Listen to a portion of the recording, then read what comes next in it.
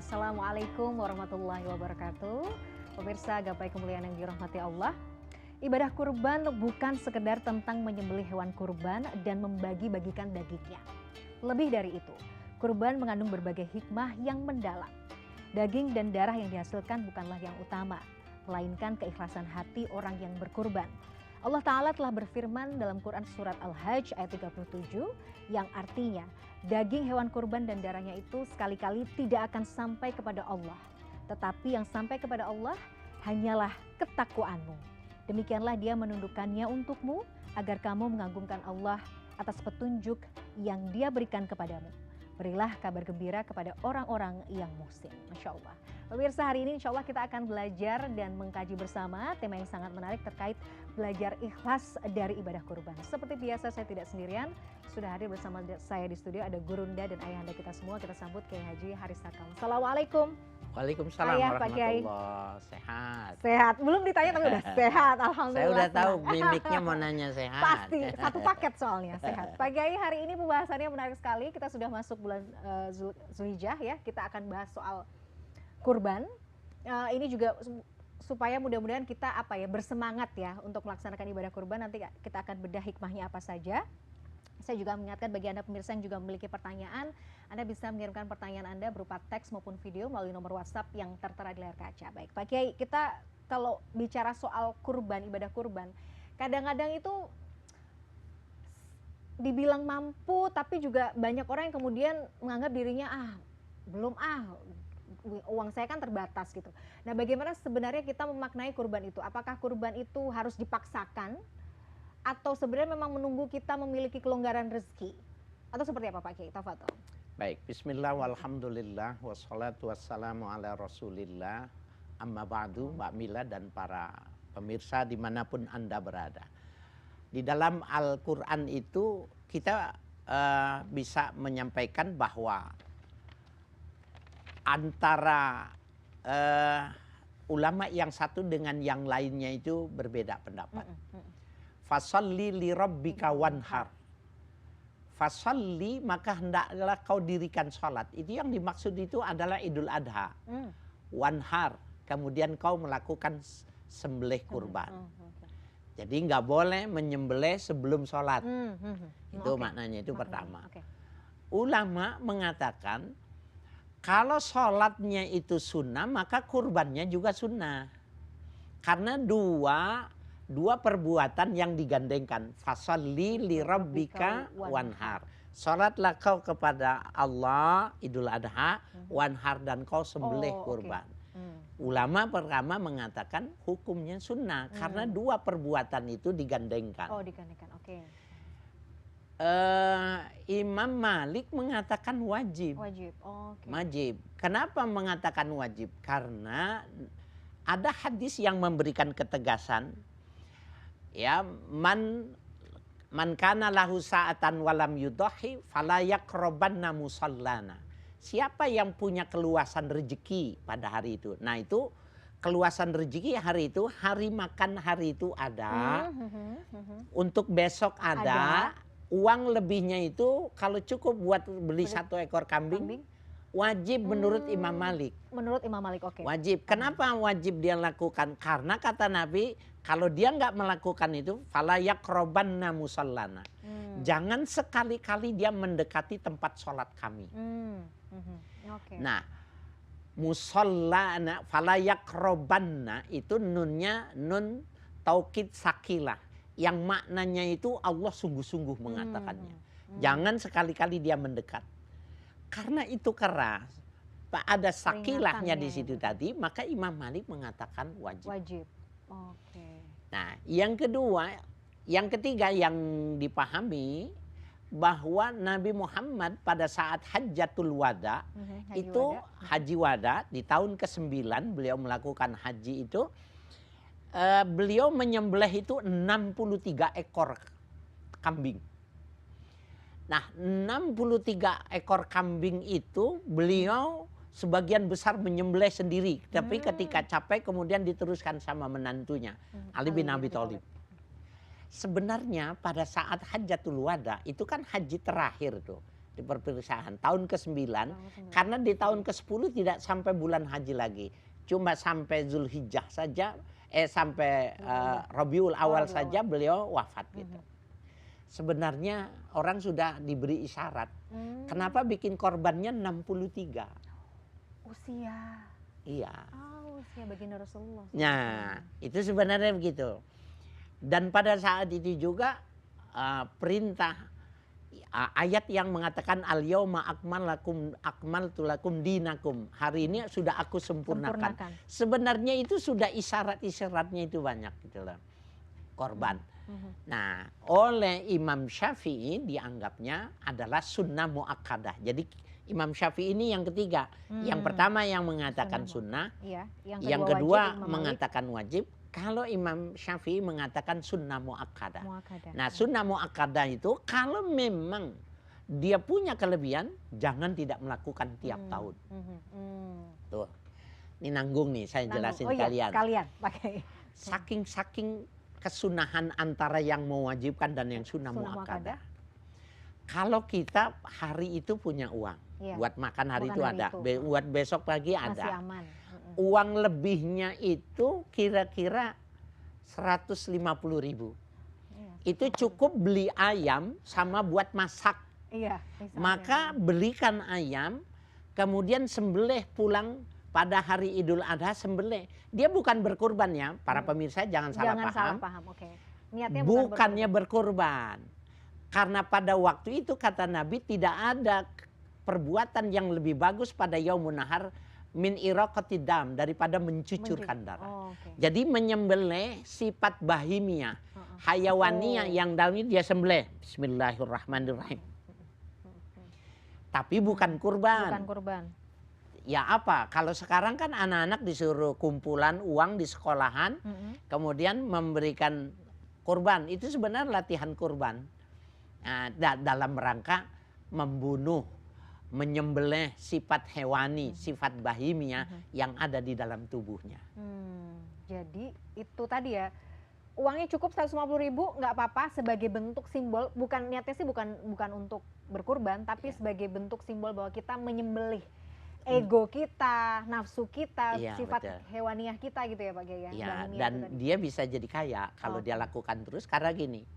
Dia bilang sama Allah, ya Allah lebihnya segini. Gitu. Masya Allah. Itunya yang menarik tuh, ya Allah cuma ini lebihnya. Ini yang mampu gitu misalnya gitu ya, Masya Allah. Itu mahal. Itu mahal. Dan ketika dia ceritakan sama istrinya, sama anaknya, maka dagingnya susah dimakan, memasukkan ke lehernya itu.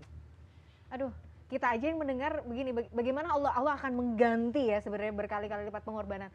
Jadi hakikat berkurban itu tadi ada pengorbanan, tapi pengorbanan bukan hanya pengorbanan secara fisik kita menyembelih hewan aja ya Pak Kiai. Lebih jauh dari itu apa? Apakah kita mengorbankan perasaan, kita mengorbankan kelekatan kita dengan dunia atau seperti apa? Ya, ada ayat yang memberikan informasi yang menarik tentang kajian kita ini tentang berkurban. Di dalam Al-Quran itu dikatakan wa wahabna Dawuda Sulaiman innahu awwab. Kami berikan hadiah kepada Nabi Daud Sulaiman. Jadi anak itu adalah pemberian. Hibah, pemberian. Innahu awwab. Sulaiman itu adalah orang yang kembali kepada Tuhannya manakala ada kesalahan pada dirinya. Jadi awwab itu ada kesalahan dulu yang dia lakukan, kemudian dia kembali. Ini konsep Al-Quran. Kata awab itu, kita akan lihat nanti Sulaiman itu melakukan kesalahan, kemudian dia kembali kepada Tuhannya. Nah, Nabi Sulaiman itu kan raja. Dia raja dan dia seorang nabi dan rasul. Jadi pangkat dunia dan akhirat ada sama dia. Pada ayat itu dia iz uridu alaihi bil asiyyi safinatul jiyad. Pada satu saat di sore hari ketika rileks itu ditampilkanlah kuda-kuda yang bagus, yang menarik, yang hebat. Karena zaman itu kendaraan yang terbaik adalah kuda. Kalau sekarang barangkali merek-merek mobil yang mahal itu merek mobil Eropa pasti gitu misalnya. di garasinya itu sudah ada itu. Pada saat itu Nabi Sulaiman ketika dia senang-senangnya itu tadi, ternyata sholat asarnya lewat. Sholat asarnya lewat dari lantaran berarti berapa jumlahnya itu tidak digambarkan. Ya, tidak dibanyakan. Maka dia mengatakan ini ahbabtu hubbal khair an zikri rabbi. Aku sangat senang dengan kuda-kudaku itu sehingga melupakan aku dari untuk sholat. Ya, kan dia melakukan kesalahan itu. Kemudian hatta tawarul bil hijab. Sehingga itu yang menyebabkan menutup hijab dia dengan Tuhan. Maka dipanggilnya, ontaknya disuruh mendekati semua. Dielus-elus, setelah dielus-elus dia menunjukkan kasih sayangnya, maka dia bilang kepada pengawalnya, sembelih ini semua. Sembelih ini semua. Saking tadi merasa. Kenapa? Ini. Karena duniawi mengelawan ukhrawi. Makhluk mengalahkan khalik. Sembelih. Jadi kalau ini adalah sebuah prinsip korban yang non fisik, maka sebenarnya kita bisa melakukan korban bukan di Idul Adha. Pada saat kapan dan siapapun ada sebuah kesadaran itu yang menjauhkan kita dari satu perbuatan, sembelih. Ya, sembelih itu untuk kata akhir, karena setelah itu tidak ada kehidupan. Iya, betul-betul. Jadi maknanya dimatikan lah bahasanya gitu.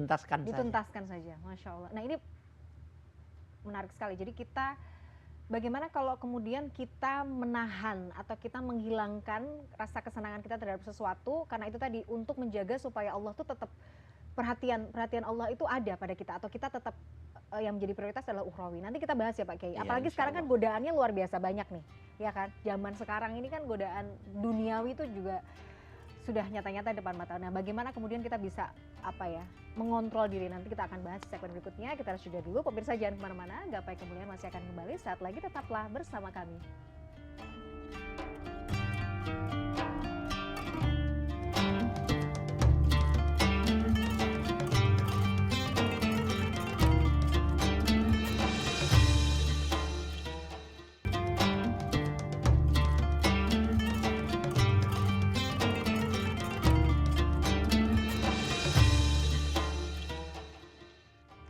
Pemirsa, terima kasih Anda masih menyaksikan Gapai Kemuliaan. Kita lanjutkan pembahasan terkait ikhlas, belajar ikhlas dari ibadah kurban ini Pak Kiai. Jadi apakah dengan menghindari kesenangan terhadap sesuatu yang mungkin kita, ya itu tadi ya Pak Kiai, kita senangi, kita gilai hanya untuk mendapatkan keridhaan Allah atau kecintaan Allah, itu menjadi sebuah amal ibadah juga yang berpahala? Ya, Imam Al-Qurtubi di dalam tafsirnya mengatakan inna hubba ghairillah syagilun an hubbillah. Orang yang senang kepada selain kepada Allah, dia sebenarnya menutup pintu kecintaan kepada Allah. Nah, jadi pada saat dia membuka cinta kepada selain Allah itu, sesungguhnya dia sedang menutup rapat-rapat pintunya kepada Tuhan, sehingga Allah tidak bisa masuk ke dalam hatinya. Nah, ada yang menarik ini, kajian ini tentang berkurban yang fisik dulu nih ya. Imam Al-Ghazali mengatakan, kan tadi ayat yang Mbak Mila katakan itu, la yanalallaha luhumuha wala dima'uha walaki yanaluhu taqwa minkum. Menarik ini ayat ini. Sesungguhnya tidak akan sampai darah, daging yang kau korbankan itu kepada Allah nggak nyampe. Walaki yanaluhu taqwa minkum, yang sampai itu ketundukan kita, ketakwaan kita. Itu kata Imam Ghazali, yang sebenarnya yang kita sedang sembelih itu adalah ya yazbahu sifatal bukhli, kita sedang menyembelih sifat pelit. Oh, oke, pelitnya. Ya, sifat pelit itu sedang kita sembelih itu tadi. Nah, sekarang kita lihat pengorbanan dalam pengertian yang metafisika yang dilakukan oleh Nabi Sulaiman. Menyembelih semua kuda-kudanya yang bagus-bagus itu dari lantaran dia sampai tertinggal mengerjakan sholat asar. Ada kasus yang kedua. Sayyidina Umar itu sebenarnya awalnya adalah orang yang kaya. Dia punya kebun kurma yang bagus. Maka pada musim panen dia seneng dong bersyukur panen itu. Panennya Maka dia turun menyemangati petugasnya itu, orang yang memanen itu angin. Ternyata saking asiknya itu, kan ada hari yang sampai maghrib masih ada cahaya tuh. Saat itu terjadi. Sehingga dia kembali itu, orang dari masjid sudah keluar pulang selesai sholat asar. Asarnya masih ada. Cuma dia pulang ke masjid, orang sudah keluar dari masjid. Maka dia bilang, panggil 1-2 orang, kamu saksikan ya. Kebunku yang menyebabkan aku tidak sholat berjamaah, aku wakafkan semua buat fakir miskin. Kita bisa gak begitu? Itu real terjadi ya Pak Kiai? Maksudnya, dan itu, ini kualitasnya Nabi Sulaiman, ini kualitasnya umat Nabi Muhammad. Saya ingin mengatakan ada hadis punya gini. Ulama'i ummati ka'ambiya ibani Israel. Orang-orang yang pintar, orang alim di kalangan umatku itu, dia selevel dengan nabi-nabi Bani Israel. Ini selevel enggak? Nabi Nabi Sulaiman memotong, semuanya dipotong karena dia cuma persoalan sholat asar. Ini juga sama. Ini bukan nabi, tetapi yang mengikuti sama nabi kelasnya kelas nabi. Iya. Nah PR-nya nih kita nih sebenarnya Pak Kiai ya, muhasabah nih jadinya, aduh kayaknya. Nah kita aja maksudnya kadang-kadang lagi asik kerja, lagi sibuk dengan urusan dunia kita gitu. Sudah azan, antar aja deh, kan waktu sholatnya masih panjang. Berani nggak? Aduh, kalau lagi bener mungkin berarti, kalau banyak nggak beraninya nih Pak Kiai. Jadi gimana dong? Maksudnya, berhenti ya kalau harus berani ya. Iya gitu. Berani. Ya Allah. Ada orang bilang begini, loh nanti makannya gimana? Nanti buat anak, buat istri gimana gitu. Enggak, itu ada ayat lain yang menjelaskan itu. Intan surullah yansurkum. Kalau kau menolong agama Allah. Itu kan dia sebenarnya mendahulukan sholat maknanya itu. Menolong itu. Nanti Allah yang carikan. Min haitsu la yahtasib. Ada pekerjaan lain lebih ringan. Dan tidak meninggalkan sholat. Ya. Gimana biar bisa begitu Pak Kiai ya? Maksudnya biar kita bisa itu tadi ya, gercep gitu. Kalau Allah yang panggil artinya selalu mendahulukan urusan ukhrawi kita, urusan akhirat kita dibandingkan dengan dunia itu, latihannya harus gimana sih Pak Kiai? Memang harus keberanian. Mbak Mina tahu nggak? Ada orang ya dari orang Sunda, orang dari Cianjur. Karena memang dia mementingkan agamanya daripada mendapatkan uang sehingga dia berhenti. Dia pusing nggak lama, karena setelah itu ada yang mengajaknya ke kota Mekah, dia menjadi pekerja dan dia tukang membersihkan makam Nabi. Bukankah lebih bagus? Tidak pernah meninggalkan sholat berjamaah, pekerjaannya bagus. Itu real, memang seperti itu Pak Kiai? Itu orang Indonesia. Orang Cianjur. Orang Cianjur. Masya Allah. Berani nggak berhenti? Oke, harus berani nih, harus dilatih kan ya Pak Kiai? Harus dilatih. Jadi nilai dari ketika kita berani mengorbankan perasaan atau mengorbankan hal-hal dunia untuk akhirat itu yang sebenarnya harus kita kejar ya. Karena tidak ternilai tadi ya Pak Kiai. Betul. Jadi Pak Kiai, selain kita harus latihan, ada doa khusus nggak sih misalnya supaya kita tuh ya Allah, kita tuh senantiasa apa ya? Itu tadi cepat gitu. Kalau Allah tuh panggil azan nih, kita harus meninggalkan semua urusan dunia, kita harus ini. Ada doa khusus nggak Pak Kiai? Kan kita harus berdoa juga kan sebenarnya gitu. Minta ditambahkan ilmunya. Minta ditambahkan. Ya Allahumma alimni ilma yuwafiqu ilmak. Ya Allah berikan ilmu yang sesuai dengan kehendakmu. Itu minta. Jadi intinya sebenarnya belajar Mbak Mila. Intinya belajar karena itu kan sebenarnya aplikatif itu kan. Dari sebuah pemahaman keilmuan, pemahaman dia terhadap tafsir, memahami Al-Quran, memahami hadis, itu ilmu yang dia cari.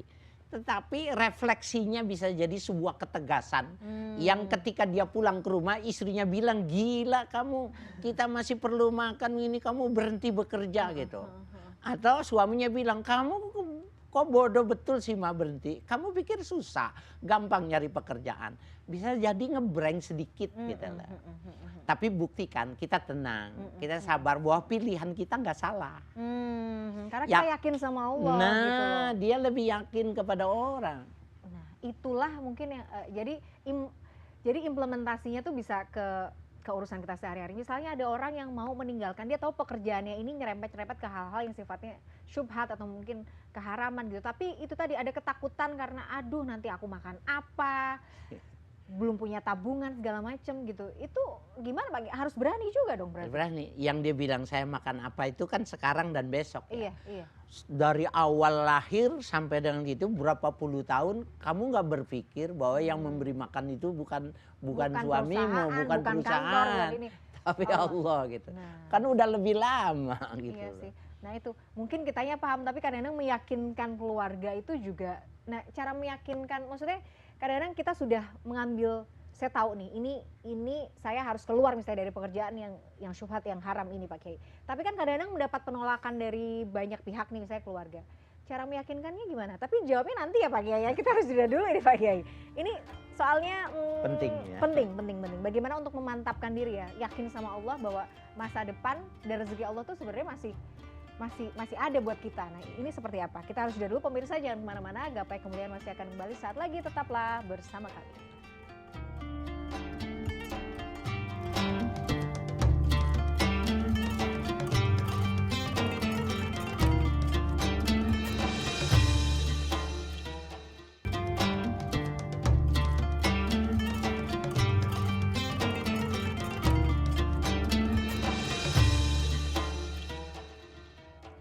Terima kasih Anda masih menyaksikan Gapai Kemuliaan. Pak Kiai, kita masih membahas terkait bagaimana belajar ikhlas dari ibadah kurban. Nah, bicara soal tadi ikhlas, mengikhlaskan sesuatu tuh yang kita tahu sebenarnya syubhat atau haram gitu ya, untuk sesuatu untuk meraih ridhonya Allah gitu. Misalnya perusahaan pekerjaan yang mungkin kita paham ini udah nyerempet-nyerempet, kita mau keluar, kita sudah punya prinsip itu, tapi kadang-kadang tuntutan dari lingkungan di sekitar kita membuat kadang kita berat. Nah, bagaimana kemudian untuk terus teguh untuk melakukan hijrah misalnya atau perubahan yang lebih baik? Ya, baik para pemirsa. Maka kalau pertanyaannya semacam itu, kita mesti lihat ada metodologi dakwah yang diajarkan di dalam Al-Quran. Salah satu metode yang dilakukan oleh Al-Quran itu ya bil mau'izatil hasanah. Ya, jadi pertama itu diajarkan itu di dalam berdoa itu untuk melakukan hasanah. Mau'izatul hasanah itu memberi contoh yang bagus. Nah, jadi cara yang dimaksud mau'izatul hasanah itu yang paling tepat itu setiap kali dia makan bersama. Jadi dia makan bersama istrinya, makan anaknya, itu adalah situasi kondisi yang paling tepat untuk mau'izatul hasanah. Memberikan itu tadi ya. Nah, jadi contoh, suami jangan memaksakan kepada istrinya, jangan memaksakan kepada anaknya untuk satu kemuliaan yang frekuensinya belum sama. Iya, belum sama, oke. Maka melakukan upaya untuk persamaan persepsi ini itu menjadi sebuah jadi doa juga, jadi pahala juga. Nah, jadi lama-kelamaan dia paham. Jadi dia nanti apa yang dia lakukan, pasangan hidupnya dia mengatakan, oh ya pasti dia melakukan ada pertimbangannya. Iya, gitu. Pasti ini yang terbaik Gak juga. Disalahkan. Iya. Oke. Jadi komunikasi tetap penting ya. Nah, betul. Mentarbiyah keluarga itu juga sangat penting. Gak usah dipaksakan tapi pelan-pelan sambil minta petunjuk sama Allah. Doa juga dong Pak Kiai, harus kenceng juga. Kalau enggak supaya Allah bukakan hati, lembutkan hati keluarga kita misalnya ya. Ya, itu memang apa konsep azwaj dalam berumah tangga itu Mbak Mila. Kalau memang suaminya tidak pandai dalam agama, istrinya boleh. Ketika dia sharing, dia makan bersama, istrinya yang justru menaikkan frekuensi suaminya. Itu makna azwaj itu seperti itu. Nggak mesti kanan yang di depan, tapi suatu saat kiri harus di depan, yang kanan harus di belakang. Nah itulah sebenarnya harus saling mengisi berarti ya pasangan ya. Oke, betul. Masya Allah. Pak Kiai, itu tadi kalau misalnya kemudian kitanya yang terlalu sibuk ngurusin urusan dunia kita misalnya ya, terus sibuk dengan mungkin kita punya kelonggaran rezeki tapi kita mengoleksi mungkin banyak mobil mewah, kemudian pokoknya memang hidup kita ini tujuannya untuk menumpuk harta lah gitu. Ini kan sebenarnya hal yang boleh, hal yang mubah gitu. Tapi juga hati-hati, ini bisa menggelincirkan kan sebenarnya gitu. Esensi dari kurbannya juga kemudian bisa hilang sebenarnya gitu loh. Ya, jadi kalau kurban yang sifatnya ritual mahdoh itu tanggal 10 Zulhijjah. Tetapi ritual kurban dalam pengertian yang umum, maka dia sepanjang tahun dan dimanapun saja. Siapa yang tidak tahu kalau Nabi Sulaiman itu kudanya banyak, bagus, karena dia raja. Kemudian ada orang yang mengidolakan satu tokoh figur gitu, kemudian dia ikut beli mobil ini, beli mobil itu gitu, bagus. Awalnya mubah, artinya mubah kalau uangnya uang yang halal, yang hasilnya dia nggak bahasa apa. Cuma pada saat yang mubah ternyata ada kewajiban yang dia tinggal, maka kalimat Al-Quran yang mengabadikan perkataannya Nabi Sulaiman ada rudduha alayya. Sini kumpulin sini. Usap, habis itu sembelih lehernya. Jadi kumpulin tuh hartanya bagi. Nah, berani nggak begitu kan? Masalahnya gitu ya Allah. Awalnya mubah. Awalnya mubah, tapi hati-hati ketika itu sudah kemudian melalaikan kita dari yang wajib. Terlebih lagi masalah kurban ini, itu jadi rasanya sia-sia. Harusnya dikorbankan semuanya, itu nggak ada artinya ya Pak Kiai ya. Dan itu lebih besar ketimbang yang ritual, yang kurban, yang tahunan. Jadi bobotnya lebih besar yang ini. Karena dia sakitnya 3 bulan belum hilang. Oh iya, kayak mungkin bertahun-tahun jadi masih nyesek sih, Masya Allah. Baik. Masya Allah Pak Kiai, terima kasih atas ilmunya hari ini. Kita tidak terasa ya, waktu juga harus memisahkan kita, tapi alhamdulillah kita mendapatkan banyak ilmu hari ini. Sehat selalu. Sekali lagi terima kasih, jazakallah khair ilmunya. Pemirsa, tidak terasa usai sudah perjumpaan kita dalam Gapai Kemuliaan hari ini. Semoga kajian hari ini membawa manfaat, membawa kebaikan, dan Allah Azza wa Jalla senantiasa mudahkan langkah kita semua untuk belajar ilmu syar'i, ilmu agama. Amin ya rabbal alamin. Saya Meladia Rahma dan juga Kiai Haji Haris Hakam undur diri. Terima kasih atas perhatian Anda. Insya Allah kita akan jumpa lagi pada episode yang akan datang. Kita tutup majelis kita hari ini dengan doa kafaratul majelis. Subhanakallahumma wa bihamdika asyhadu an la ilaha illa anta astaghfiruka wa atubu ilaik. Wassalamualaikum warahmatullahi wabarakatuh. Waalaikumsalam warahmatullahi wabarakatuh.